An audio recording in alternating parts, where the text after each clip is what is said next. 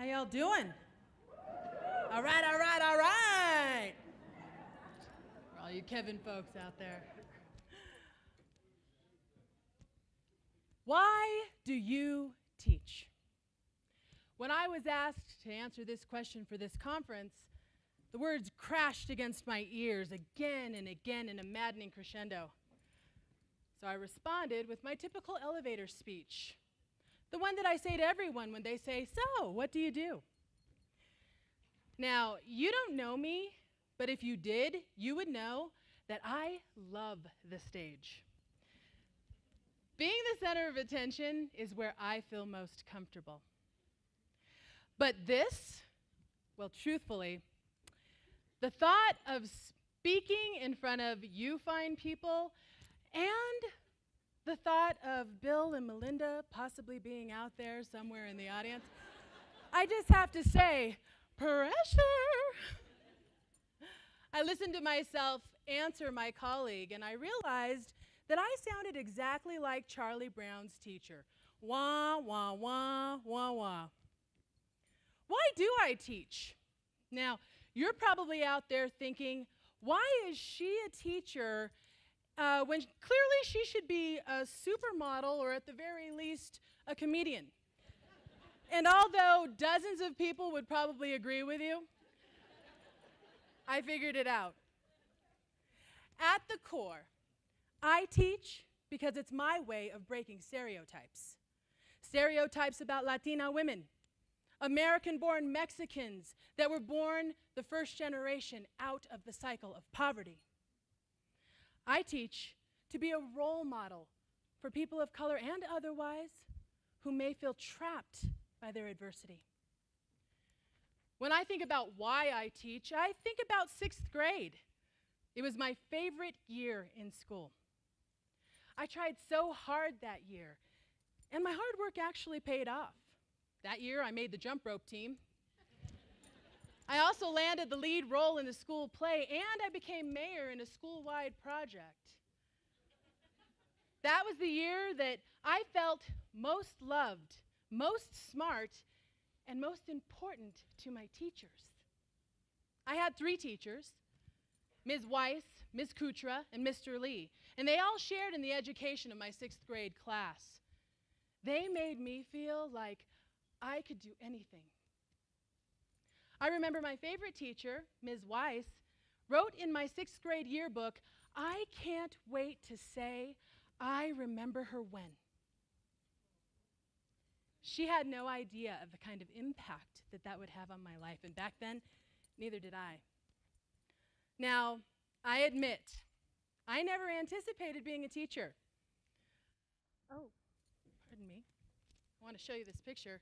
Because according to my brother, when I was a kid, he said that I said, "You're either going to be a teacher or a solid gold dancer." Come on! Who wouldn't want to wear sparkling spandex for a living? But once I was an adult, I just didn't think that teaching was my calling. People would say, "Kids love you. You should be a school teacher." And I would be like, "Are you crazy? I do not want to be responsible for the shaping of young minds." You see, the thing is, I'm actually a businesswoman first. I have worked for a multi-million-dollar corporation, and I have owned and operated my own small business.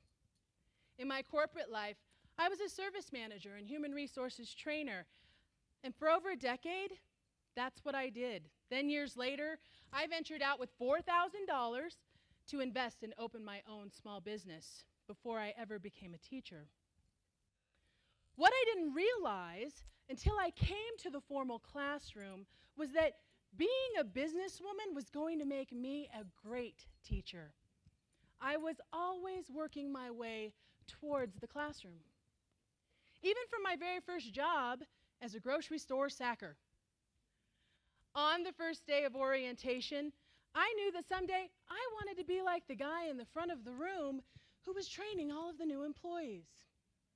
I told my boss, and soon enough, I was the one giving the employees their training on orientation. I excelled at that job. I found it thrilling to be able to be in front of managers and executives and employees from all walks of life. I loved helping them to enjoy their work, keep their job in some instances, but most importantly, how to exceed the expectation of our customers. Gaining the experience that it took to be an effective manager gave me the confidence to venture out and actualize my dream of opening my own business. I ran and operated a decorative painting school and contracting business a decade before ever coming to formal education. Being a female in a male-dominated industry and being a Latina in a predominantly white industry helped me to think creatively and outside of the proverbial box. My students were adults who paid exorbitant tuitions and traveled from all over the country to take my classes. My corporate experience only enhanced the instruction and the customer service that I offered my guests. And I, on a much more personal level, was able to go above and beyond for my clients.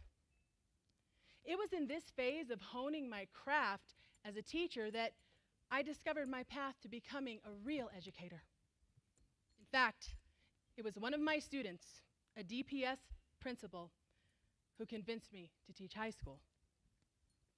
Once I started teaching children, I realized how much my managerial skills were impacting my classroom in this really powerful way.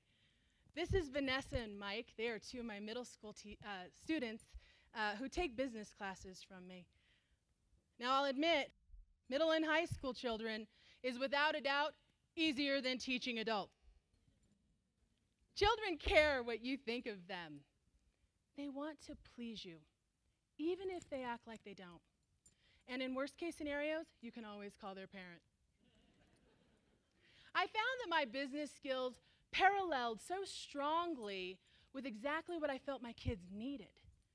When I was in business, in order to get my customer interested in what I was trying to convey, I had to instill a few pillars of training, and I still use those pillars in my very classroom today.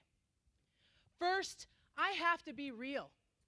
After all, union employees aren't interested in another corporate program. Just as John showed, students aren't interested in yet another pep talk. Then I have to be relevant. I have to connect my training to their lives. I have to be respectful and model the behavior that I expect from them. And finally, I have to be resilient. I have to not be afraid to hold them accountable, to be present, to participate, and to attempt to think differently than before I had met them. I have taught my students certain processes, how to enter the classroom as professionals, how to use a customary handshake in our interactions, and how to leave a room better than when they had entered it. There are methods in my classroom for how to address one another, how to take responsibility and collaborate with other students who provide feedback and expectations cross-laterally, expectations that we speak well to one another. We don't hit. We keep everything on a legal, moral, and ethical plane, not just in my classroom, but throughout the school. Yes, they are tweens and young people soon approaching adulthood, but they are my customer first. It is my job to ensure that they can leave school ready to face the real world, enter the job market, and have a fighting chance to compete.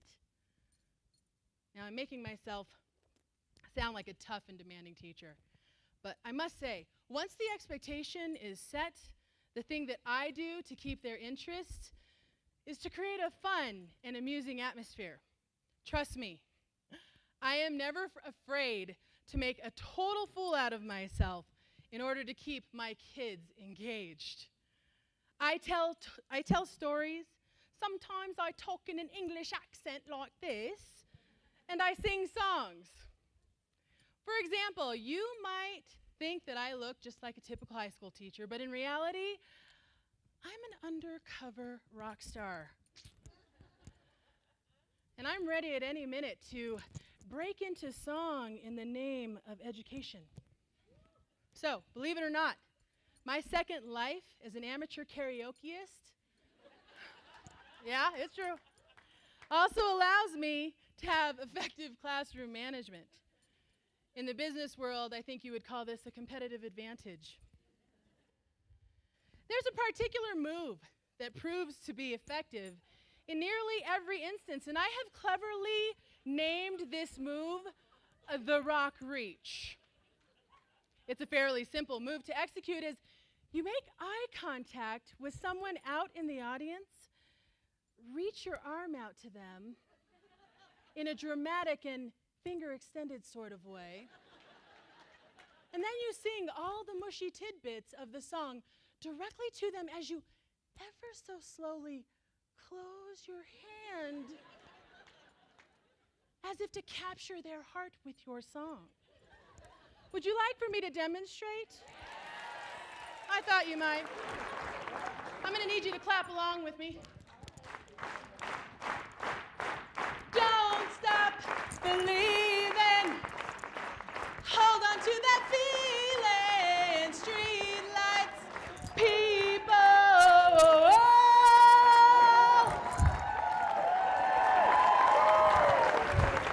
Thank you. Thank you very much. All right. Yeah, I'm just slightly weird in the classroom. You know, I ask my students for a lot of feedback and input, and I implement their ideas right away because in the end, they are my customer. What could education look like if we spent less time in teacher meetings, less time in administration meetings, and instead, we met with student groups, studying our most disgruntled employees and customers and implementing their suggestions to provide a sense of ownership. It seems like teachers are often bogging down themselves in consequence, discipline, and what will happen if expectations are not met. It seems deeply ineffective.